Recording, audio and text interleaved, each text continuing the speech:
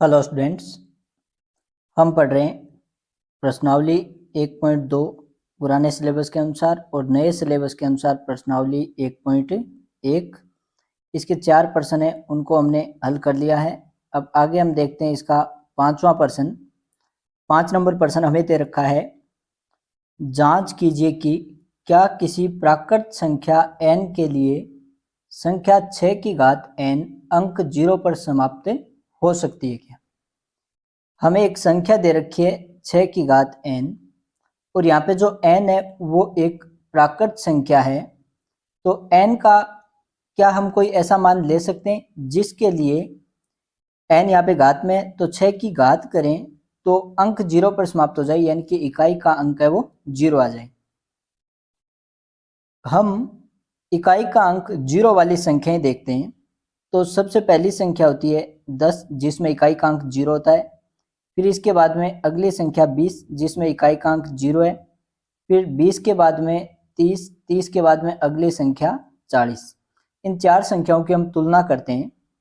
अगर 10 के हम अभाज्य गुणनखंड करेंगे तो ये आएंगे 2 गुणा 5। 20 के अगर हम अभाज्य गुणनखंड करें तो ये होते हैं 2 गुणा 2 गुणा 5। इसी प्रकार 30 के अभाज्य गुणनखंड करें तो ये होते हैं 2 गुणा 3 गुणा 5। 40 के अगर हम अभाज्य गुणनखंड करें तो ये होते हैं 2 गुणा 2 गुणा 2 गुणा 5।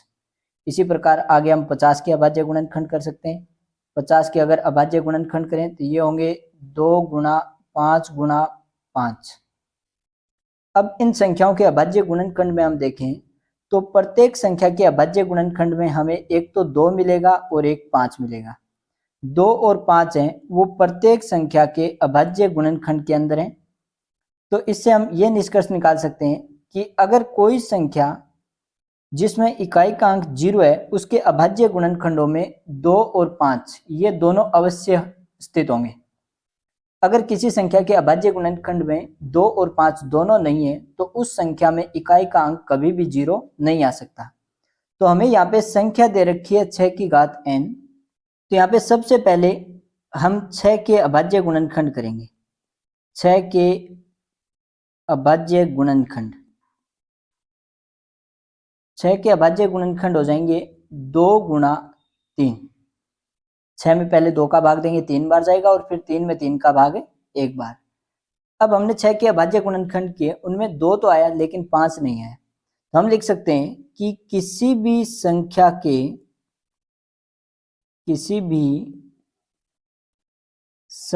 के शून्य पर समाप्त होने के लिए, शून्य पर समाप्त होने का मतलब इकाई का अंक 0 आना चाहिए। तो शून्य पर समाप्त होने के लिए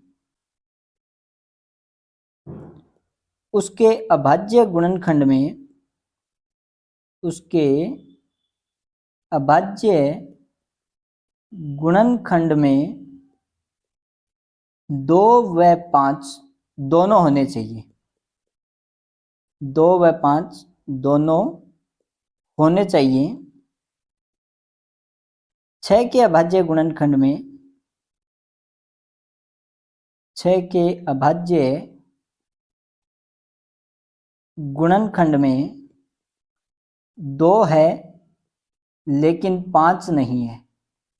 इसके अभाज्य गुणनखंड हमने किए 2 गुणा 5 3 आए। अब इसके अभाज्य गुणनखंड में 2 तो है लेकिन 5 नहीं है।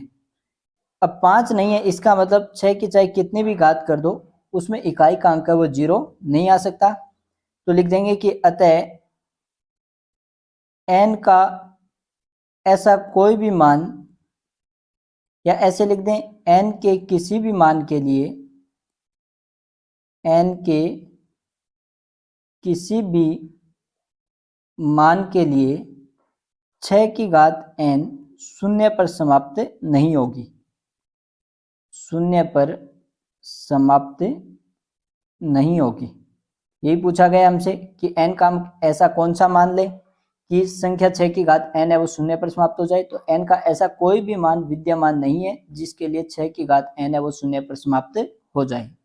आगे 6 नंबर प्रश्न हमें दे रखा है, व्याख्या कीजिए कि 7 गुणा 11 गुणा 13 प्लस 13 और 7 गुणा 6 गुणा 5 गुणा 4 गुणा 3 गुणा 2 गुणा 1 प्लस 5 भाज्य संख्याएं हैं क्यों।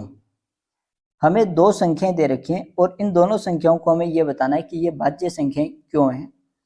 तो हमें भाज्य संख्या के बारे में पता होना चाहिए कि भाज्य संख्या क्या है। तो एक तो हमने ये पढ़ा था कि अगर किसी संख्या में एक और स्वयं के अलावा अन्य संख्या का भाग चला जाए तो वो संख्या भाज्य संख्या होती है। दूसरा, अगर किसी भी संख्या को हम दो या दो से अधिक संख्याओं के गुणा के रूप में लिख दें, दो से अधिक संख्याओं के गुणा के रूप में लिखें या दो संख्याओं के गुणा के रूप में लिखें जिनमें एक शामिल ना हो, क्योंकि एक को प्रत्येक संख्या के गुणा में लिखा जा सकता है। तो अगर किसी भी संख्या को दो से अधिक संख्याओं के गुणा के रूप में लिखा जा सकता है तो वो संख्या भाज्य संख्या होगी। और अगर किसी संख्या को केवल दो संख्याओं के गुणा के रूप में एक और खुद संख्या के, तब वो संख्या अभाज्य संख्या होती है। तो हमें इन दोनों संख्याओं को दो संख्याओं के गुणा के रूप में व्यक्त करके दिखाना है। तो हमें पहली संख्या दे रखी है, इसका हम उत्तर लिखेंगे। तो पहली संख्या हमें दे रखी है 7 गुणा 11 गुणा 13 प्लस 13। हमारे पास दो पद हैं, जब तक गुणा का चिन्ह चलता है एक पद होता है और प्लस या माइनस का चिन्ह लगते ही अगला पद है वो शुरू हो जाता है। यहाँ पे हमें दो पद दे दिए, दोनों पदों के अंदर 13 है वो दोनों में शामिल है, दोनों के अंदर विद्यमान है। तो जो संख्या दोनों में है उस संख्या को हम कॉमन ले लेंगे। 13 को कॉमन लेंगे तो पहली संख्या से 13 के अलावा बचेगा हमारे पास 7 गुणा 11, आगे चिन्ह दे रखा है प्लस का। दूसरे पद से हमने 13 को कॉमन ले लिया तो पूरा पद कॉमन आ गया, तो यहाँ पे बचेगा 1। या हम 13 को 13 गुणा 1 लिख सकते हैं, किसी भी संख्या को गुणा में 1 और भाग में 1 लगाकर लिख सकते हैं। 13 को कॉमन ले लिया तो यहाँ से 1 बचेगा। अब इसको आगे हल करते हैं। 13 ब्रैकेट के अंदर हमें दे रखा है 7 गुणा 11, 7 को 11 से गुणा करेंगे 77 प्लस में 1। 13 ब्रैकेट और संख्या के बीच में कोई चिन्ह नहीं है तो यहाँ पे चिन्ह आएगा गुणा का, 77 और 1 ये हो जाएंगे 78। अब 78 को आगे भी हम गुणनखंड के रूप में लिख सकते हैं। तो इसे हम लिख सकते हैं 13 गुणा 78 के गुणनखंड करें तो सबसे पहले इसमें 2 का भाग जाएगा और 2 का भाग जाएगा 39 बार, फिर 39 में 3 का भाग जाएगा 13 बार और फिर 13 में 13 का भाग जाएगा 1 बार। तो इसके गुणनखंड हो जाएंगे 2 गुणा 3 गुणा 13। तो हमें जो संख्या दे रखी थी उसको हमने दो से अधिक संख्याओं के गुणा के रूप में लिख दिया। तो यहाँ पे लिख देंगे कि यहाँ 7 गुणा 11 गुणा 13 प्लस 13 के 2 से अधिक गुणनखंड है, 2 से अधिक गुणनखंड हैं, इसलिए यह भाज्य संख्या है। हमें कारण पूछा है कि यह भाज्य संख्या क्यों है, तो इसलिए यह भाज्य संख्या है। इसका कारण हो गया कि इसके 2 से अधिक गुणनखंड विद्यमान है, इसलिए यह भाज्य संख्या है। इसी प्रकार दूसरी संख्या देखते हैं। दूसरी संख्या हमें दे रखी है 7 गुणा 6 गुणा 5 गुणा 4 गुणा 3 गुणा 2 गुणा 1 प्लस में दे रखा है 5। अब यहाँ 7 से लेके 1 तक की सारी संख्याएं गुणा में दे रखी हैं, तो ये तो एक पद हो गया और प्लस चिन्ह लगते ही अगला दूसरा पद हो गया। 5 को हम लिख सकते हैं 5 गुणा 1। हमारे पास दो पद हैं, दोनों पदों के अंदर 5 है वो समान दे रखी है, दोनों के अंदर है, तो 5 को कॉमन ले लेंगे। 5 को कॉमन लेंगे, पहले पद से 5 के अलावा जिस संख्या को कॉमन ले लिया उसको हटा देते हैं। तो 5 के अलावा हमारे पास बचेगा 7 गुणा 6 गुणा 4 गुणा 3 गुणा 2 गुणा 1, फिर आगे प्लस का चिन्ह। यहाँ से हमने 5 को कॉमन ले लिया तो 5 के अलावा यहाँ से बचेगा 1। अब इसको आगे हल करते हैं। 5 7 को 6 से गुणा करेंगे, 7 छके 42, फिर 42 को 4 से गुणा करेंगे तो 4 2 8 और 4 चौके 16, 168। फिर 168 का गुणा हम करेंगे 3 से, तो 8 3 24 और 6 3 18 और 2 20, हासिल बचेंगे 2, 3 एकम 3 और 2 5, ये आगे 504। अब 504 का 2 से गुणा करेंगे तो ये हो जाएंगे 1008। तो 1008 का 1 से गुणा करेंगे 1008 और प्लस में 1। अब इसको आगे हल करेंगे तो 5 ब्रैकेट और संख्या के बीच में कोई चिन्ह नहीं है तो गुणा, 1008 प्लस 1 तो ये हो जाएंगे 1009। 5 गुणा 1009 गुणा में लिख सकते हैं हम इसके 1। तो जो हमें संख्या दे रखी थी 7 गुणा 6 गुणा 5 गुणा 4 गुणा 3 गुणा 2 गुणा 1 प्लस 5, उस संख्या के को हमने हल किया तो ये 3 संख्याओं के गुणा के रूप में आ गई। यहाँ पे हम लिख सकते हैं कि यहाँ 7 गुणा 6 गुणा 5 गुणा 4 गुणा 3 गुणा 2 गुणा 1 प्लस 5 के 2 से अधिक गुणनखंड है। इसके जो गुणनखंड है वो 2 से अधिक हैं, 2 से अधिक गुणनखंड हैं, इसलिए यह कैसी संख्या है? भाज्य संख्या है। कारण पूछा था तो कारण हो गया 2 से अधिक गुणनखंड है। आगे 7वां प्रश्न हमें दे रखा है, किसी खेल के मैदान के चारों ओर एक वृत्ताकार पथ है। इस मैदान का एक चक्कर लगाने में सोनिया को 18 मिनट लगते हैं, जबकि इसी मैदान का एक चक्कर लगाने में रवि को 12 मिनट लगते हैं। मान लीजिए वे दोनों एक ही स्थान और एक ही समय पर चलना प्रारंभ करके एक ही दिशा में चलते हैं। कितने समय बाद वे पुनः प्रारंभिक स्थान पर मिलेंगे? अब इसमें सबसे पहले तो हमें क्या दे रखा है कि खेल के मैदान के चारों ओर एक वृत्ताकार पथ है।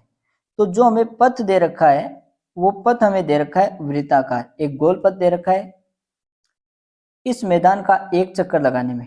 अब इस पूरे मैदान का, जैसे यहाँ पे हमने एक बिंदु बना दिया ए बिंदु से चलना शुरू करते हैं और इस पूरे पथ पर चल के वापिस बिंदु ए के ऊपर आ जाएं, तब ये एक चक्कर पूरा हो जाएगा। और इस एक चक्कर को पूरा करने में सोनिया को 18 मिनट लगते हैं। यहाँ पे हमें एक तो दे रखा है कि एक चक्कर लगाने में सोनिया को लगा समय, एक चक्कर लगाने में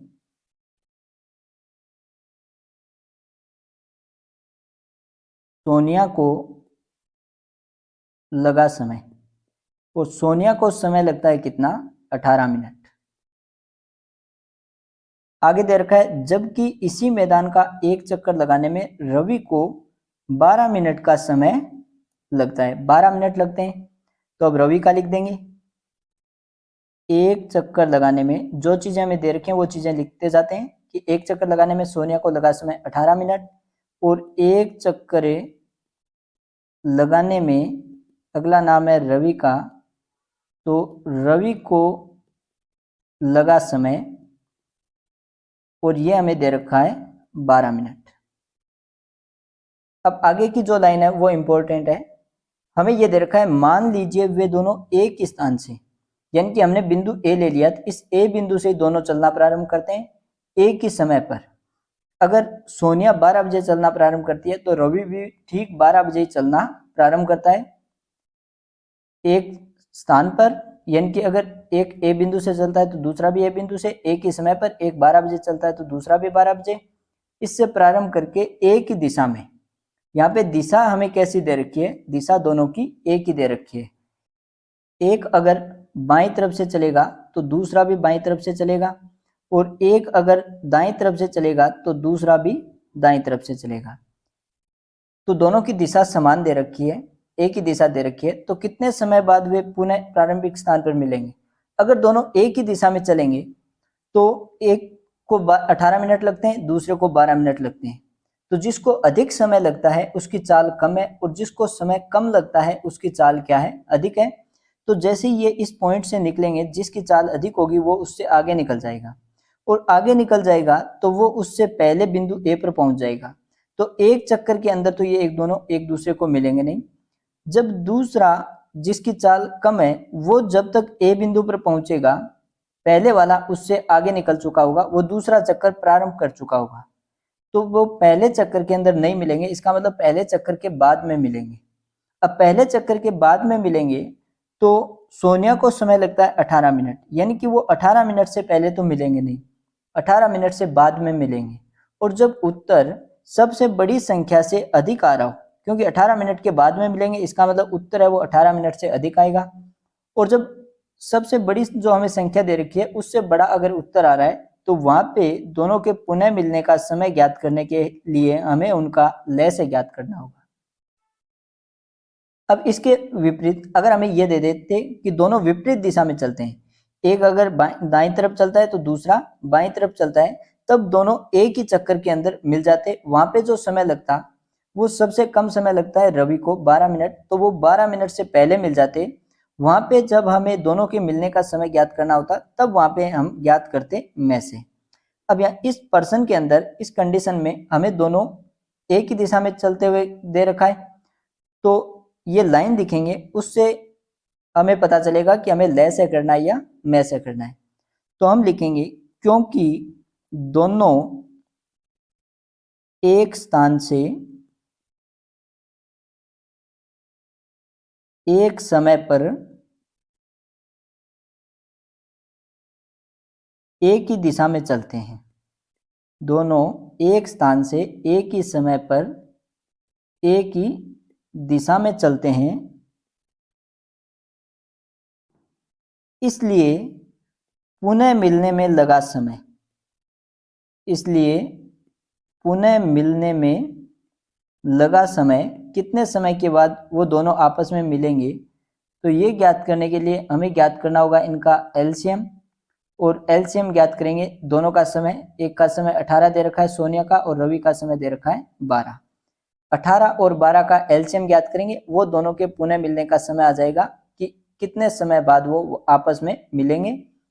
दोनों का एलसीएम ज्ञात करना है तो सबसे पहले दोनों के गुणनखंड करेंगे। 18 और 12 के 18 के गुणनखंड करें तो 18 के अंदर पहले 2 का भाग चला जाएगा 9 बार। अब 9 में 3 का भाग जा रहा है 3 बार, और 3 में 3 का भाग जा रहा है 1 बार।